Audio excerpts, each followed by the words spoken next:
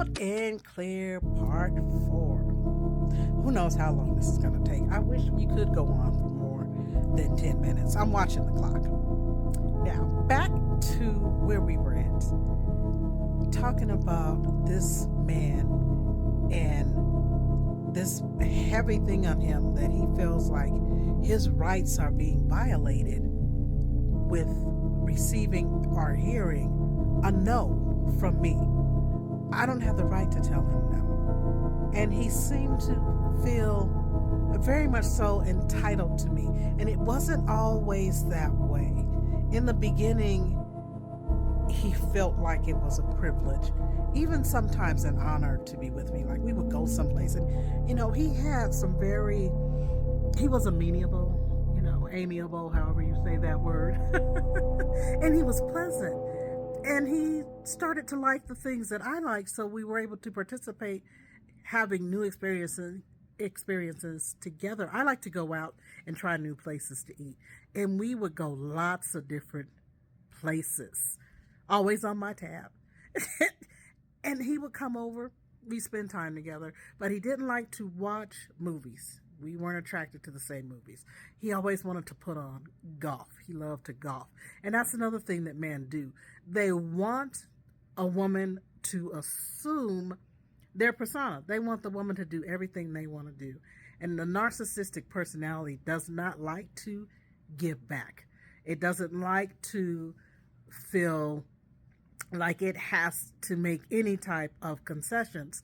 So I did start to notice that with all the characteristics he had, he was yet humble, he was meek, he was, sometimes often very pleasant, but he was still narcissistic. It still had to be his way. I remember one time my television broke, and this man, we were just talking because I said, I'm going to go out and buy a new TV.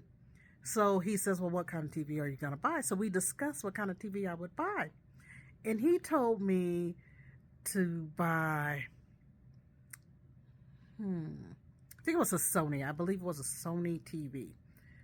Well, I went out to purchase my TV on my own with my own cash. And I wound up buying a Samsung television, which I really like. So when I got home that night, he said, did you get your TV? I said, yes, I did. Well, what did you get? I said, oh, I got a Samsung. That's not what I told you to get. I said, excuse me? That is not, and he was bold. He repeated, that's not what I told you to get. Okay, so I became bold as well. And I said, hold up. Wait a minute. Let me put some pimping in it. You don't tell me what to buy. You didn't put in on this, so you can't take anything out on this.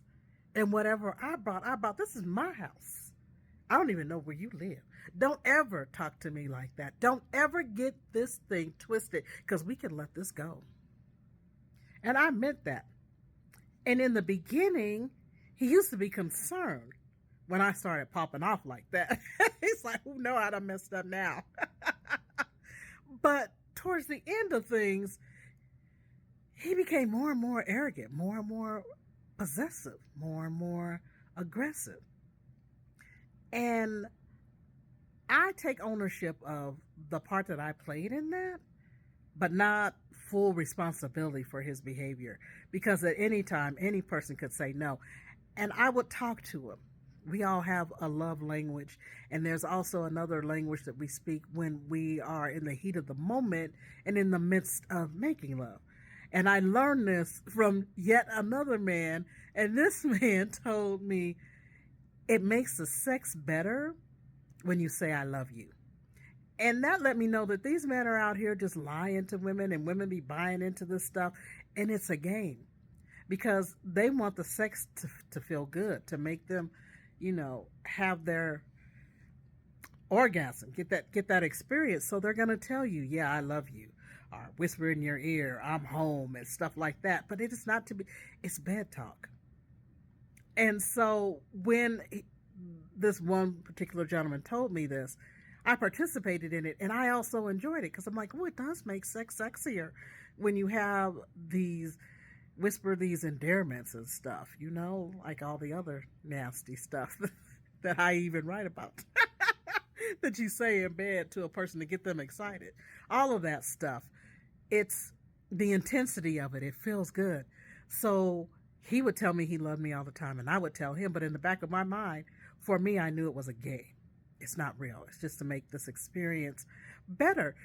So I carried that forward. So I would tell this person that I was with when we were engaging, I loved them. They were sexy. They were hot. All this stuff that wasn't true.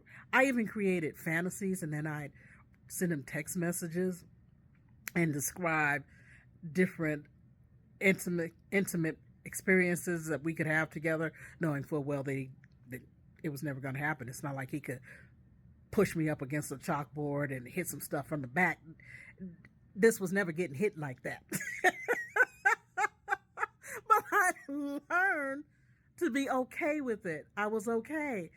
Plus, I'm writing about sexual intimacy. I'm writing really hot stuff. When I write some stuff, y'all. It would behoove you to get a piece of my work in your hand, and then you'll want more and more and more, because not only do I give it how I live it, but my fantasy goes even deeper than my reality. Let me put it to you like that. So this man was quite addicted to what I bring to the table. And he would always tell me, well, just don't ever cheat on me. I'm like, I would never cheat on you. I would break up with you first. And that did circumvent himself several times throughout our 5-year relationship, because after a while, I'm like, you know what? He's not giving me back what I need. He's not putting anything, replenishing me in any kind of way. I'm not the cup is half full or the cup is half empty type of woman, because the cup is refillable, put something in it. But he was never in a position to put anything in it. Yet you're saying you love me in and out of the bed.